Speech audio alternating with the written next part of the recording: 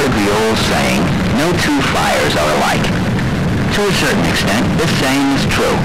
There are thousands of variables at work in every fire. To recognize and deal with these variables requires a great deal of experience.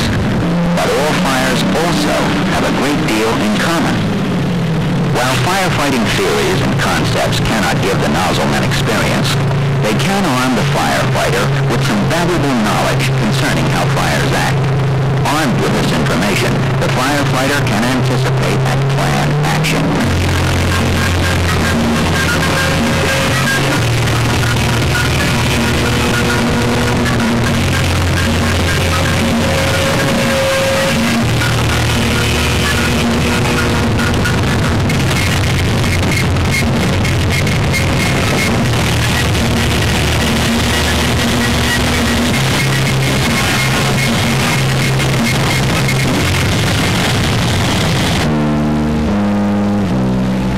One of the easiest things the firefighter can do about structural fire is develop a pre-fire plan for the structures in his area.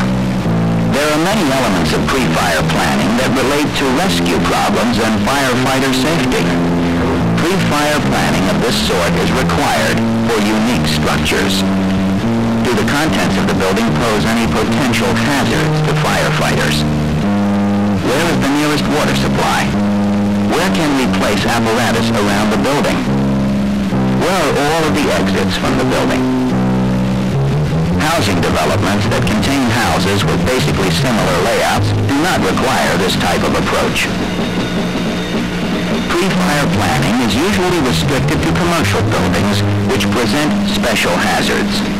A most basic question is how much water will the firefighter need to control a fire at this establishment?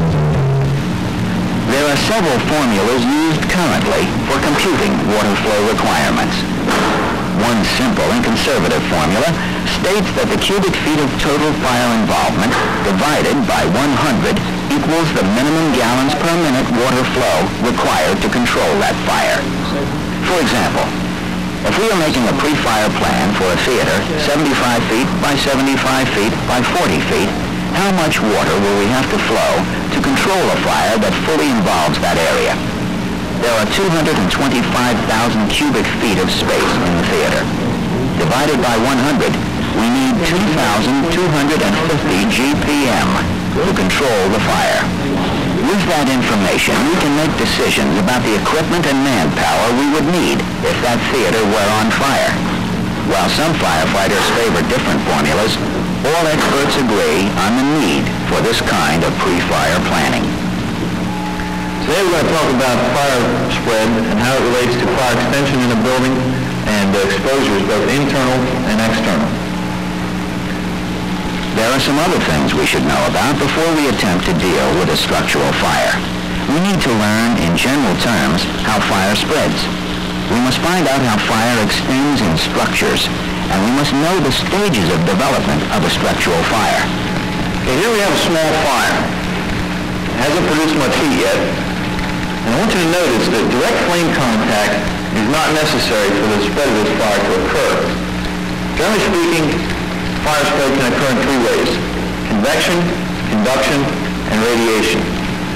Convection basically is the expansion of hot gases. These gases then become lighter in the surrounding cooler, denser air. They seek to rise vertically and pass through any available opening they can find. Convection can cause fire spread to upper floors from lower floors. Seeking to move vertically, these gases will usually do a certain amount of horizontal traveling. If these superheated gases pass through an open door and along a hall ceiling to reach a stairway, for example, vertical and horizontal spread occurs.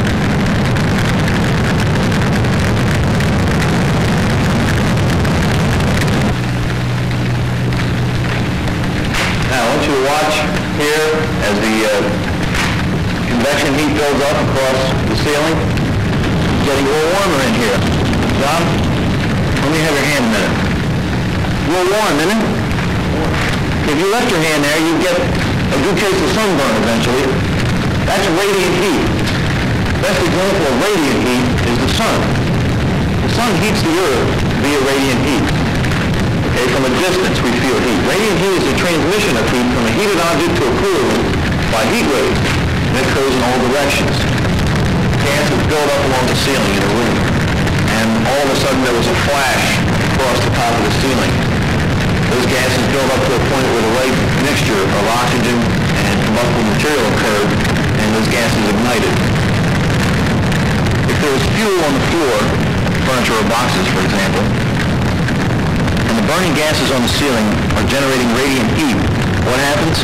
The radiant heat raises the temperature of the fuel to its ignition point, and it burns. Since radiation can cause fire spread in any direction from the heat source, the possibilities are almost unlimited. There's one more way that heat travels, and that's conduction. Conduction is the transmission of heat through a solid material. As an example, in a house fire, if there are pipes, say, that pass from the basement to the first floor of the house, and we have a serious basement fire, the pipe could conceivably become heated to the point where it would actually ignite materials on the first floor, such as the flooring material, a box that might be placed against the pipe, a wallboard, clothing in a closet, whatever. Conduction is not one of the major causes of actual fire spread, but in certain types of construction it can cause potentially dangerous structural weakness. Embers can also cause fire spread. Embers can ride convection currents up from a burning building and ride in the wind to other structures in the area. Burning embers can drop through holes in the floor or down stairways and cause death from fire extension. This fire can go one of two directions from here. If it had enough fuel and we let it burn, it would become what we call a steady-state fire. Steady-state fire is one where there's plenty of oxygen to burn the available fuel. It will eventually burn itself out and nothing will come to stop it. If that didn't happen, it would become a smoldering fire.